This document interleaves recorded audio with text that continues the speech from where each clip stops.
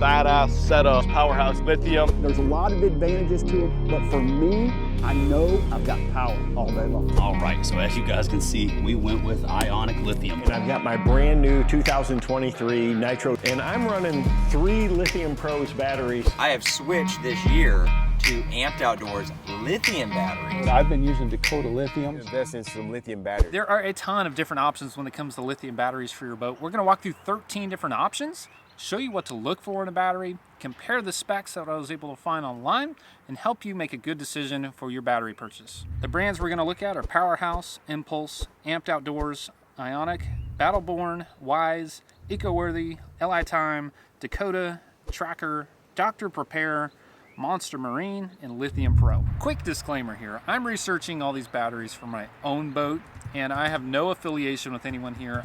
This is all what I was able to find online, looking through the manufacturer sites, as well as several YouTube channels that do actual disassemblies of some of these batteries and compare those specs. We're going to start with 4 key attributes when we're comparing these batteries. And that's going to be cost, weight of the battery, the dollar per watt hour, and as well as the warranty that they have. So let's go ahead and get started with what is in common with all of these batteries, all 13 of these that we're looking at. They're all 100 amp hour batteries, 12.8 volts.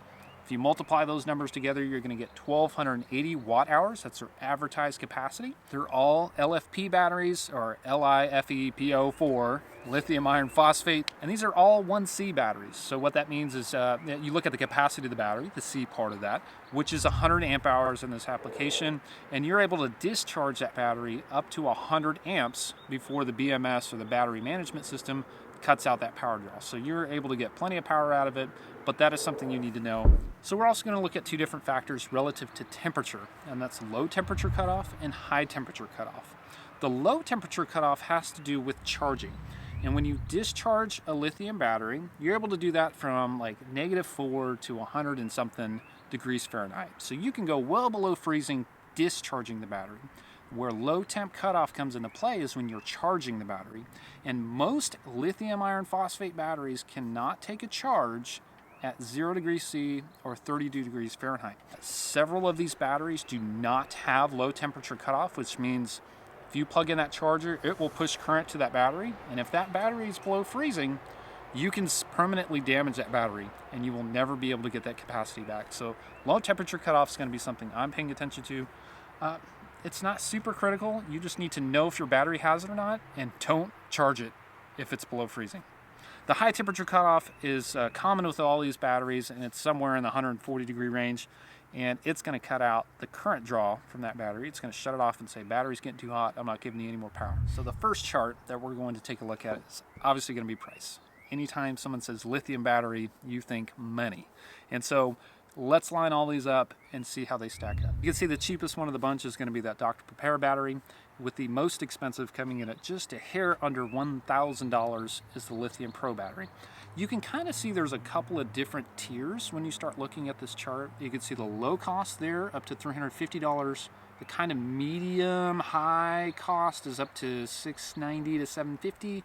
And then this top tier between Battleborn and Lithium Pro are bringing in the top dollar there. Next one here is going to be weight. When you hear someone say lithium battery, you think very expensive, lightweight. That's usually the second one that comes up. So the weight here, Tracker doesn't even make the list because there's no advertised information for the Tracker batteries. It's completely terrible. Anyway, the lightest weight one is the EcoWorthy at 23 pounds, the heaviest one. And you'll notice the more expensive ones are a little bit on the higher side. The Battleborn, the Dakota, the Lithium Pro. From what I was able to find, some of those, the Battleborn specifically, has more capacity than the advertised rate. One example, I'll link the YouTube video here, and he did a capacity test on the Battleborn and came up with 1,300 or so watt hours out of that battery, whereas it should be 1,280 for a 100 amp hour battery. So they actually hit above their weight when it comes to the capacity of that battery. All right, so the next one we're going to talk about is dollar per watt hour. So this is taking the total price of the battery, dividing it by the 1,280 watt hours to give you kind of a feeling for how much you're spending per watt hour energy capacity. Bottom of the list is going to be the Dr. Prepare there, and that's going to be the 22 cents a watt hour. That's very cheap. You could see on the other end of the spectrum, it's going to be 76 cents per watt hour when it comes to the Lithium Pro battery. So you can buy 3 of the Dr. Prepare batteries and be at the same dollar per watt hour.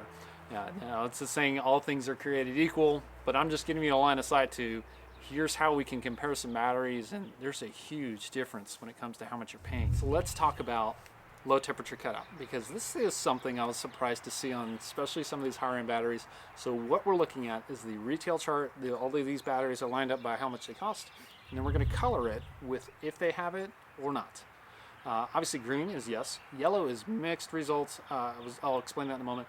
Red is no. It says it does not have low temperature cutout in the documentation, and then gray is no information. So to me that means that manufacturer doesn't care about it, and then they're just not going to talk about it. So do with that information as you will, but there's no information on that supports it or not. Starting with all the way to the left, that Dr. Prepare one is mixed results. I found a video from a year ago that the guy tore the battery apart and it did not have low temperature cutout, even though the advertisement said it did. Then I found another video that was 4 to 6 months ago, and the guy tore it apart and it worked. It had the temperature sensor, he put it in cold water, it stopped charging, life is good. So I assume they fixed their issue. Maybe it was a quality control problem on the first one, I don't know. But do with that information as you will. The other one that has the low temperature cutout on the cheap end is the Weize battery, and that's been confirmed. I'll link that video down below as well. But that's awesome. That's like a $320 battery that has low temperature cutout. Love that. You'll see that there's way more expensive batteries that don't have it. I don't understand why. I'm going down the list. The LiTime, the Ionic doesn't have it. I don't know why. There's a lot of people that push Ionic batteries and they don't have it. Moving on, Monster Marine, no information. Amped Outdoors does not have it. A lot of people push that. Impulse Lithium has it, great. Tracker, there's no information on Tracker batteries. I don't know why. Don't buy a Tracker battery. Maybe you will, because they're easy to find, and we'll talk about warranty later, but I hate that there's no information on their batteries. Dakota Lithium, a lot of people push Dakota Lithium. They are very expensive. 2.5 times the cost of the Weize battery. Does not have it. Guys, a lot of people run their boats in super cold weather. They go discharge them. Like I said, you can discharge them at low temps, but you cannot charge them. So if you go run OHIV in January when it's spent snow and you're looking for a 13 pounder and you come back and plug that battery in, you could damage it if it doesn't have it. So know that. Powerhouse Lithium, no information on that. Very surprising on Powerhouse. Battleborn does have it. Super top-notch battery as well as Lithium Pro. But you're paying a lot of money for those batteries. Gosh, they better have it. So that's low temperature protection. Very surprising. So when I also looked at it, I said, okay, well, maybe the chargers are smart enough to know you're using a lithium battery, it's super cold, let's not push current to that battery. So I went to Minn Kota, found their precision, scrolled through their information, and it says, it has automatic temperature compensation. There it is. And then it says lithium batteries don't need any temperature compensation. Which is true, because lead acids, they're a lot more susceptible to temperature and when you charge them.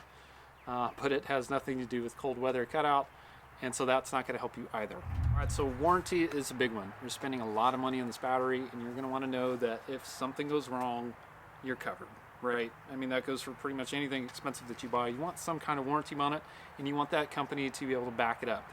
And to me, that's where things are going to get a little bit dicey when it comes to the lower end batteries. So the worst warranty is going to be eco-worthy at 3 years. There's several in the 5-year range. Some of these are like a 5-year full, 10-year prorated. You're going to have to dice through that depending on which battery you're looking at. There's a broad range that touches 10 years with the top of the list warranty with the Dakota battery at 11 years. So there are a wide range of warranties. Now, a lot of these higher end companies are going to have great support when it comes to warranting your battery. You have an issue, they're going to walk you through it, and they're going to get you taken care of. Some of these more Amazon, China-based, hard to really figure out companies, you may have a different issue with. That said, the Weize battery is 1/3 of the cost of the Battleborn battery. So if I were to buy one and I had an issue with it, I could buy 2 more before I'm really upside down versus buying. Anyway, that could get complicated depending on what you want to deal with, but do know that do some homework on what you can find for people leaving reviews, questions, support information when it comes to warranting the battery if that's a huge concern for you. All right, so hopefully that helped answer some questions and at least armed you with the information you need to make a good decision for your battery purchase. Please don't just use like a poll on Facebook to determine how to spend your hard-earned money on a lithium battery. There's a lot of differences here that you need to consider, and it's not always just, you know, whoever the angler that you like to follow pushes this battery brand, and therefore that's what you need to look at all the facts before you make a decision. That said, I will very likely go with the Weize battery for me. I need a 100 amp hour battery for my little trolling motor that's on my boat. I don't need a super high dollar one. I'm not too concerned about the warranty. The BMS is very high quality. If you look at the review video that I'll link down below, it's pretty hard to kill. There's not too many bad lithium cells out there that you really need to worry about. So I'm gonna go ahead and go that route. It's like 320 bucks for that battery, and I think it will do me just fine for my particular application. Now, if I had a $100,000 skeeter and I am fishing tournaments and trying to cut a check so I can feed my family, maybe a little bit different story. I'd probably lend more towards like the Battleborn or the Lithium Pro, the top tier. I'm not gonna have a problem for the next several years. These batteries are good to go. There's a lot to be said for that as well.